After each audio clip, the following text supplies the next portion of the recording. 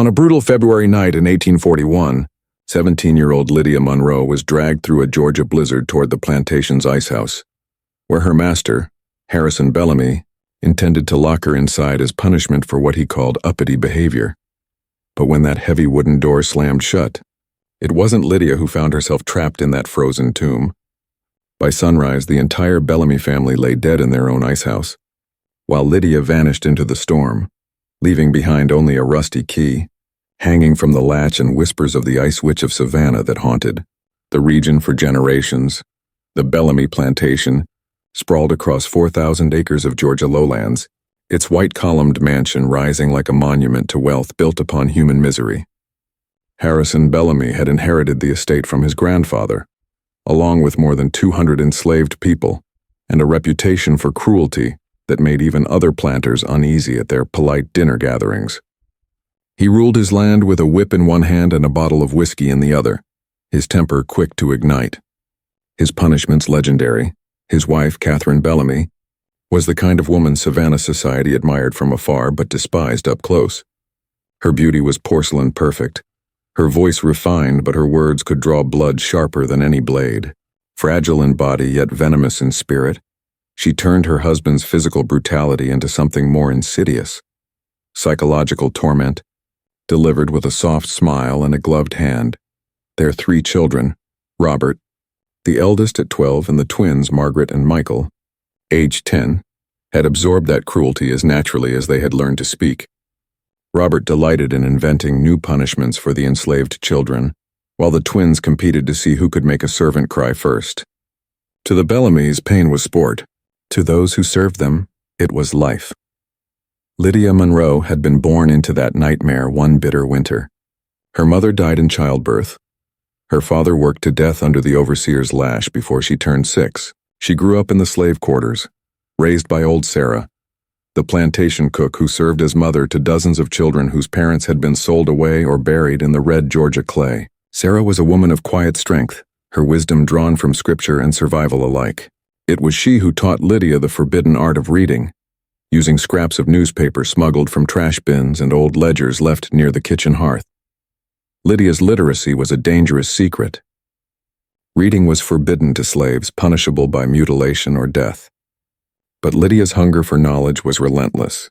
She studied every word she found, every overheard conversation, every letter glimpsed while dusting the master's study. By 16, she knew more about the plantation's operations than most overseers, its debts, its crop cycles, even where the family hid their valuables. Knowledge became her weapon, patience her blade. Her intelligence did not go unnoticed. By 15, Lydia had been brought into the main house as a domestic servant, polishing silver in cleaning rooms instead of picking cotton. To outsiders, that was a privilege. To Lydia, it was another prison, one lined with silk and cruelty. She witnessed Harrison's drunken rages firsthand, Catherine's calculated humiliations, and the children's growing sadism. Every day was a test of endurance, every mistake an excuse for punishment. Then came the winter of 1841, a season so cold it turned the Georgia marshes to glass and froze the rivers solid. The plantation's ice house, carved into a slope behind the mansion, became essential for preserving food. Harrison had it filled to the rafters with thick blocks of river ice, hauled by enslaved men who bled from frostbitten hands. The chamber stayed colder than death itself, its stone walls radiating a chill that seemed to reach into the soul. That was where Lydia was sent, after Catherine accused her of impertinence. Crime had been failing to hide her, disgust when young Robert killed a stray kitten for amusement. For that, she was assigned to icehouse duty, sorting supplies in a chamber so cold her breath turned to mist, her fingers numb within minutes. Dressed only in a thin cotton gown, her shoes cracked and leaking, she spent long hours among slabs of meat and frozen barrels. Yet in that icy hell, Lydia found something she had never known before: solitude. Away from her master's eyes, she could think, plan, dream. The cold bit at her flesh, but her mind grew sharper. Over weeks, she began stashing small things in hidden corners of the icehouse: bits of food, matches, a length of rope, a small knife. Survival supplies collected one secret at a time. Harrison, drunk on both whiskey and power, took special pleasure in inspecting her work. He would enter the icehouse unannounced, circling her like a predator. His breath stank of liquor, his words of threat and promise. Sometimes his hands wandered where they shouldn't, and Lydia learned to stand perfectly still, her face expressionless, while hatred burned like fire beneath her frozen skin. Catherine's cruelty was colder. She would send Lydia to the Icehouse on the bitterest days, pretending it was necessary work, smiling sweetly as she watched the girl's lips turn blue. The children were no better. Robert once shoved Lydia into a wall so hard she couldn't lift her arm for days. The twins whispered horror stories of what happened to slaves who tried to run. At night, Lydia lay awake in the servants' quarters, staring at the rafters, listening to the wind howl through the cracks, and wondering how long she could survive this life. But the Bellamys had grown careless. Harrison drank himself senseless most nights, stumbling through the halls muttering threats. Catherine dulled her own venom with laudanum, spending hours in a fog of narcotic calm. The children, spoiled and cruel, had never learned fear. Lydia watched them all and waited. By February, the blizzard came, a storm unlike any the region had seen in decades. Wind howled through the pine forests, tearing shingles from roofs. Temperatures plunged below 20 degrees, freezing the rivers solid. Roads vanished under white drifts. The plantation became an island of isolation. No messenger could reach Savannah, no help could come. The perfect storm, Lydia thought, for things to change.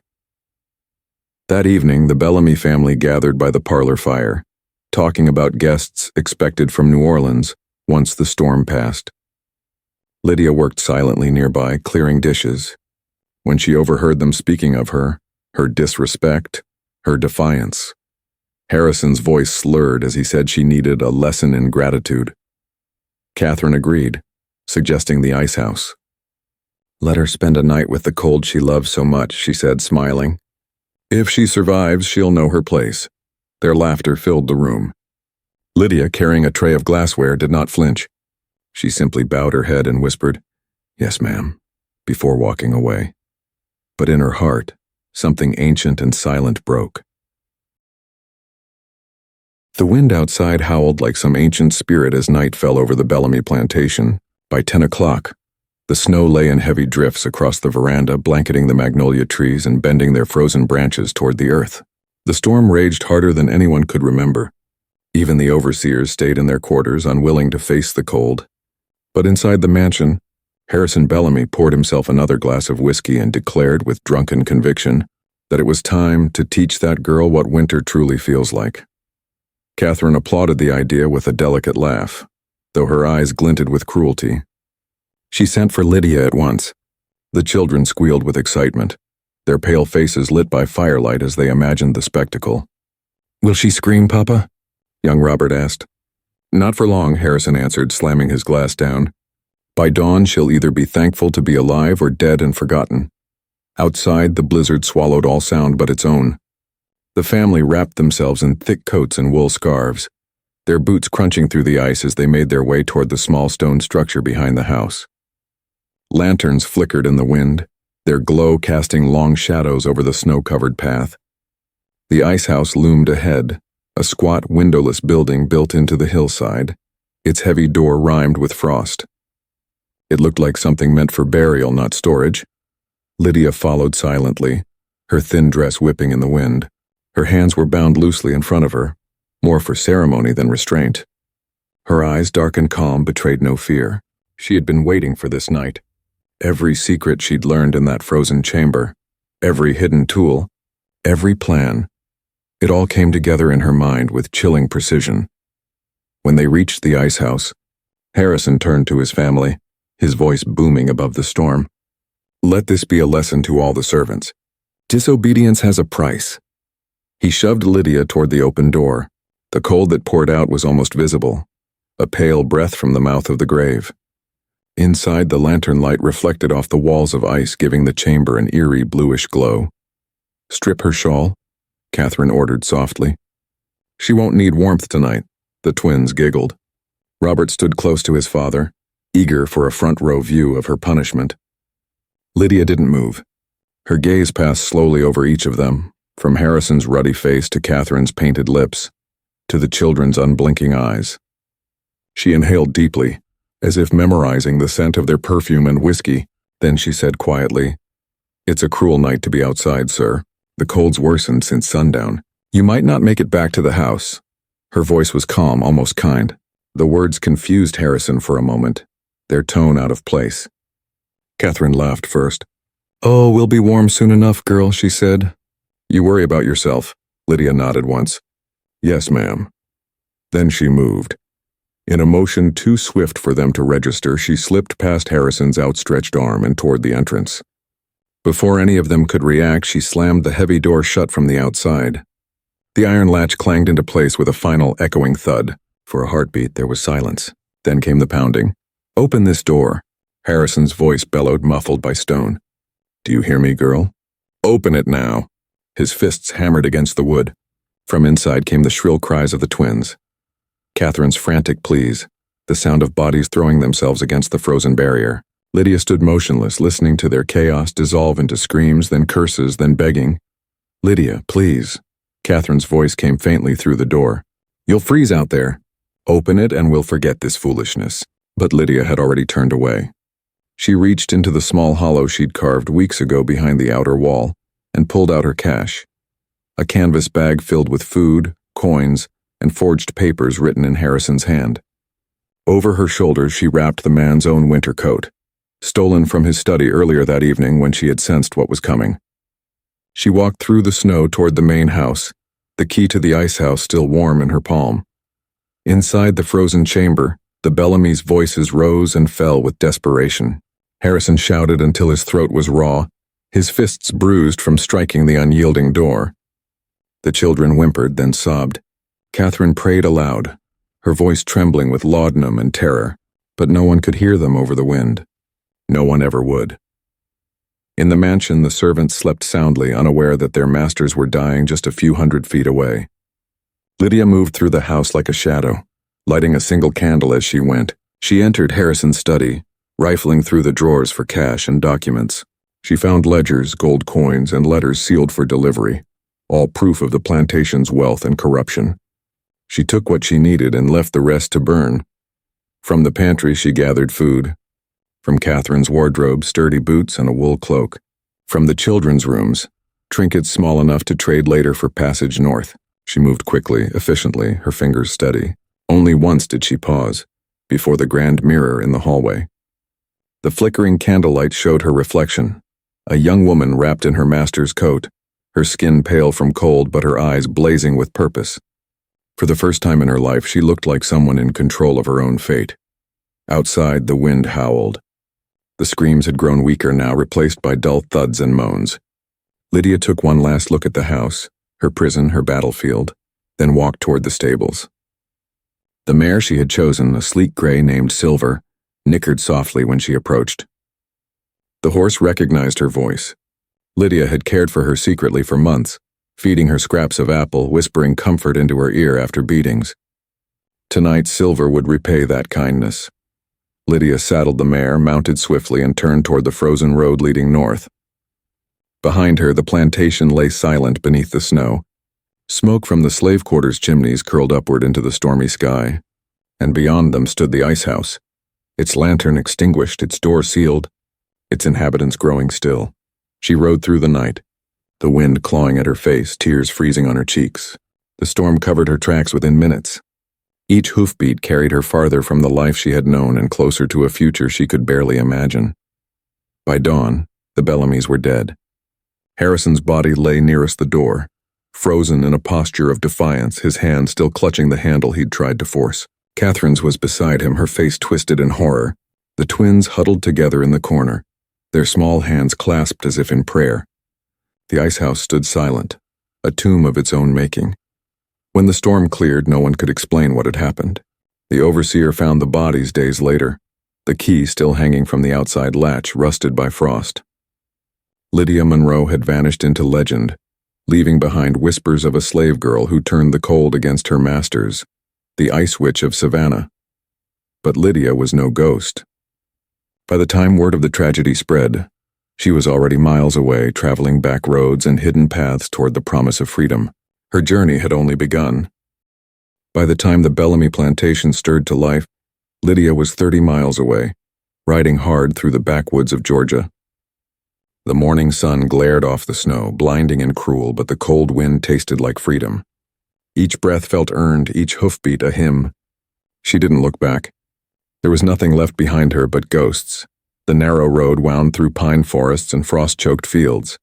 Her stolen coat clung to her like armor, and the forged papers hidden inside it were worth more than gold. She had spent nights memorizing her new identity. Elizabeth Washington, a freed woman from New Orleans traveling north to join relatives in Missouri. The handwriting on those documents mimicked Harrison Bellamy's own, his signature stolen from plantation records she'd copied in candlelight. If questioned, she would speak calmly, respectfully, and let the papers speak louder than her fear. As the sun climbed higher, the storm began to fade. Lydia found a small hunter's cabin nestled in a stand of cypress trees. It looked abandoned, its door half broken and roof sagging under snow. Inside, she found an old hearth and the remains of a chair. She gathered dry wood from a chest, struck a match from her bundle, and built a fire. When the flames caught, the warmth seemed to thaw not only her frozen hands but the years of pain locked inside her bones. She cooked a small meal: bread, dried meat, a sliver of cheese taken from the Bellamy pantry. It was the first time she'd eaten without permission. She chewed slowly, tears stinging her eyes, tasting freedom as something real and fragile. Then exhaustion overtook her. She slept wrapped in the master's coat, her mind drifting between dreams of ice and fire, of screaming voices fading into the wind. When she woke, daylight streamed through the cracks. The snow outside glittered like powdered glass. She saddled Silver again and followed the river north, keeping to the trees where her tracks would be hidden. For days she traveled like that, moving by dawn and dusk, resting in barns and thickets, avoiding towns where slave catchers might linger. Each mile she put between herself and Savannah was a small victory. But Lydia knew she was not free yet. Freedom had borders, and she had not crossed them. At a crossroads near Augusta, she stopped at a modest livery to trade Silver. The gray mare was too fine, too recognizable. Anyone who had ever seen the Bellamy estate would know her instantly. The stable owner, a wiry man with kind eyes and tobacco-stained fingers, stared in astonishment as she approached. "That's a thoroughbred, miss," he said cautiously, wiping his hands on his apron. "You sure she's yours?" Lydia smiled faintly. "My former master gifted her to me when I left his service," she said, letting her voice fall into the rhythm she'd practiced. "I'm traveling north and need money more than a horse." The man studied her, uncertain, but the papers she handed him were impeccable. Her calm manner did the rest. Within the hour, he gave her $150 in gold coins, nearly all the cash he had. She thanked him quietly and walked away, feeling the weight of that fortune in her pocket. It was more money than she had ever imagined touching. By the end of the week, she reached the city of Augusta, where the riverboats lined the docks like steel beasts breathing smoke. She chose one carefully, the Magnolia Belle, bound north for St. Louis by way of the Mississippi. She avoided the grand vessels that catered to wealthy planters and instead purchased a modest second-class ticket, using her new name. The clerk barely glanced at her papers before stamping them. "Safe travels, Miss Washington," he said absently, sliding the coins into his drawer. Lydia boarded the boat at dusk, her travel bag clutched tight. The deck reeked of coal and damp wood. Steam hissed from the engines. As the paddle wheel began to turn, she stood at the railing and watched Augusta fade behind her, replaced by the dark curve of the river. She didn't know what lay ahead, only that the current carried her farther from death and closer to life. The voyage lasted days. She kept to herself, speaking little, listening much. On board were merchants, soldiers, and families seeking new beginnings upriver. Few paid attention to the quiet woman who read newspapers in the corner and never joined the card games or gossip. At night she lay awake in her narrow bunk, feeling the boat shudder beneath her, listening to the river lap against the hull like a heartbeat. On the fourth evening, while the steamboat docked briefly at Memphis, she overheard two men talking near the railing. Their voices were low, but the words froze her blood. "They found him in the Icehouse," one said. "The whole Bellamy family, dead as stone." "Good Lord," the other murmured. "How's that happen?" "They think they got trapped in there during the blizzard." "Poor fools. But there's talk of a missing slave girl, too. Vanished that same night. Some say she locked him in herself. Sheriff's offering a reward? $500 if she's brought in alive." Lydia kept her eyes on the dark river, her face unreadable, her fingers tightened around the railing until her knuckles whitened. The wind tore at her hair, but she didn't move. When the men wandered away, she returned to her cabin, bolted the door, and sat in silence. She'd known the Bellamy's deaths would be discovered, but she hadn't expected the story to travel so far so fast. For the rest of the voyage, she avoided everyone. She ate alone, slept little, and dreamed of the Icehouse, its silence, its finality. By the time the steamboat reached St. Louis, her nerves were stretched thin as wire, but when she stepped onto the bustling wharf, the noise and chaos of the city enveloped her like protection. Nobody here knew her name. Nobody cared. St. Louis in 1841 was a city of immigrants, Germans, Irish, free blacks, and newly arrived Southerners chasing fortune. The streets teemed with carts, horses, and the smell of sweat and industry. For a young woman with forged papers and a handful of gold, it was both dangerous and full of possibility. Lydia, now Elizabeth Washington, rented a small room above a seamstress's shop on Market Street. The owner, a stout German widow named Mrs. Richter, took her in without question. Within days, Lydia began working at the shop, sewing dresses for St. Louis's growing middle class. Her skill with the needle quickly impressed customers. She spoke little of her past, only that she had come from New Orleans seeking work. Mrs. Richter didn't pry. She had seen too many people running from ghosts of their own.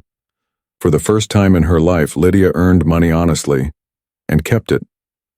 She sent none to masters, shared it with no overseer. Each coin she placed in her small wooden box was hers alone. At night, she lit a candle and read from the worn pages of a Bible Sarah had once smuggled to her. The words gave her strength, though she no longer believed deliverance came from heaven. She had taken hers by hand. Months passed. Her reputation grew. She made friends among the city's free black community, barbers, tailors, and churchgoers who looked out for one another in a world still heavy with prejudice. For a time, she allowed herself to feel safe. Then one spring morning, while buying fabric from a vendor, she saw it. A notice printed in the St. Louis Daily Ledger. $700 reward. Runaway Negro girl. The description was unmistakable. 17 years old, slender build, small scar on left wrist. Last seen on the night of the Bellamy tragedy. Her hands trembled as she folded the paper. The price on her head had nearly doubled. And worse, the notice did not accuse her of escape. It accused her of murder. The reward notice changed everything. Lydia, now Elizabeth Washington, folded the paper with trembling hands and walked quickly back to her room above Mrs. Richter's shop. Her mind was cold and clear, just as it had been the night of the storm. The Bellamy's surviving relatives had called it murder now, not accident. $700 was a fortune, enough to turn decent men into bounty hunters. That night she packed what little she owned, a small sewing kit, her forged papers, the Bible, and the gold coins hidden in a hand-stitched belt. She waited until midnight, when the city's sounds dwindled to wagon wheels and distant dogs. Then she slipped out through the back alley and into the unknown once more. She didn't leave alone. Mrs. Richter had noticed her fear and asked no questions when Lydia appeared at her door. The German widow simply nodded and said, "There is a wagon leaving in 2 days for Wisconsin Territory. They take families north. You will go with them, yeah?" Lydia's eyes filled with tears. "You'd risk that for me?" The woman only smiled. "No risk. Just what's right." By dawn, arrangements were made. Lydia would pose as the family's servant during the long trip through Illinois into free territory. The papers would show her employment under Mrs. Richter's name. It wasn't safety, not yet, but it was the narrow path toward it. The journey lasted weeks. The wagon creaked through mud and thawing snow as winter surrendered to a cautious spring. Lydia worked as she traveled, cooking, mending, and tending to the children of the immigrant families. At night, she watched the northern stars appear, brighter, she thought, than those of Georgia. With each mile, her fear loosened its grip. The air grew clearer. No one called her girl. No one raised a hand against her. When they crossed the Wisconsin border, Mrs. Richter took her hand and whispered, "Now, you are free." Lydia didn't answer at first. She was too busy listening to the silence of freedom, the absence of chains, the absence of someone's voice telling her who she was. Finally, she breathed, "Then I will never go back." Milwaukee in 1842 was small but alive with opportunity. The town bustled with German immigrants, Yankee traders, and free black families who had followed whispers of liberty north. Lydia, still Elizabeth Washington to everyone, found work in a tailor's shop and quickly earned a reputation for fine stitching and discretion. Her fingers, once cracked from field work, now created gowns for bankers' wives and merchants' daughters. Each dress she finished felt like another brick in the wall separating her from her past. Years passed quietly. She rented a small room, then a larger one. By her 30th year, she owned her own dressmaking business near the riverfront. Her customers came from both sides of the color line. White women who admired her skill and black women who saw in her success a kind of miracle. None of them knew her real name, but safety was never absolute. Fugitive slave catchers still prowled the northern states, emboldened by new laws demanding the return of escaped property. Sometimes strangers came into her shop asking odd questions about her accent, her family, her origins. Each time she smiled politely and gave them nothing. Milwaukee's small black community looked after its own, warning one another whenever danger approached. Lydia gave money quietly to the local church that hid runaways passing through on the Underground Railroad. She understood the desperate look in their eyes. She had worn it once. When the Civil War erupted, she listened to the reports with trembling hope. Every Union victory sounded to her like another chain breaking somewhere far away. The Emancipation Proclamation in 1863 brought the first true sense of peace she'd ever known. The law could never undo the horrors she had seen, but it meant that no one would drag her back to Georgia again. After the war ended, and slavery was outlawed for good, Lydia did something no one expected. She went back. She was 44 then, a successful woman with money, property, and a name that carried respect. But she could not rest until she faced the place that had made her. The journey south took 3 days by train. The fields that once belonged to the Bellamys lay overgrown with weeds. The grand plantation house sagged in decay, its windows boarded, its columns cracked. The slave quarters were gone, erased by time, but the Icehouse still stood, its stone walls dark with age. Lydia walked to it slowly, feeling the Georgia heat press against her skin. She touched the wooden door, now weather-worn and gray. No sound came from within. The air was heavy with memory. Inside she found emptiness, just stone, dust, and echoes. She stood in the center of that cold space where everything had changed, whispering, "I didn't mean to kill you. But you left me no choice." She wept then, not for them, but for the girl she had been, the frightened servant who'd thought she would die here. When she stepped back into the sunlight, she felt the weight of that place lift from her shoulders. She turned north again and never looked back. Back in Milwaukee, Lydia's life blossomed. She expanded her dressmaking business, hired assistants, and purchased the building she once rented from. The upper floors became boarding rooms for working women, immigrants, widows, and former slaves finding their footing in a new world. To everyone, she was Miss Elizabeth Washington, the respected seamstress and church patron who gave generously to schools and charities. As the years passed, her legend grew quietly. No one knew about the frozen deaths in Georgia, but whispers spread, stories of how Miss Washington always kept her shop cool, how she disliked fire, how her skin never seemed to sweat even in summer. The city's children began calling her the Ice Lady, not knowing how close they were to the truth. She never married. When suitors came, she received them with kindness but distance. Her heart belonged to no one. Freedom, she often said, was the only love she trusted. In 1900, at 76, she attended a celebration for the new century at Milwaukee's African American church. Around her were men and women who had been born free, teachers, business owners, preachers. As she watched them laugh beneath the lamplight, Lydia felt a quiet pride. The world had changed more than she dared hope. 15 years later, she died peacefully in her sleep. In her will, she left her modest fortune to local schools and churches, and a sealed envelope addressed to the Milwaukee Historical Society. Inside was her confession, the full account of the Bellamy deaths and her flight from Savannah. When historians opened it decades later, the revelation caused an uproar. Some called her a murderer. Others called her a hero.